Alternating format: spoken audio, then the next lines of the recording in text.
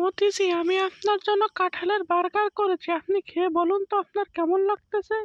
তোমার হাতের কাঁঠালের বার্গারই আমার কাছে অমৃত লাগতেছে।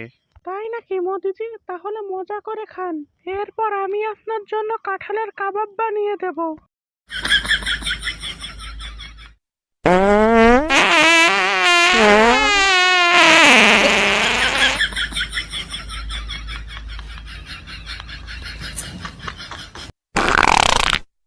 এ টয়লেটের ভেতরে কে রে? কোন বেয়াদব?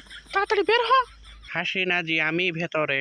ও মোদিজি, প্লিজ তাড়াতাড়ি বের হন, আমার খুব বেগ পেয়েছে। হোয়াট থু, কি গন্ধ! মোদিজি, আপনি কি খেয়েছেন? এত গন্ধ কেন? আমি তো তোমার হাতের বানানো কাঁঠালের বার্গার খেয়েছি।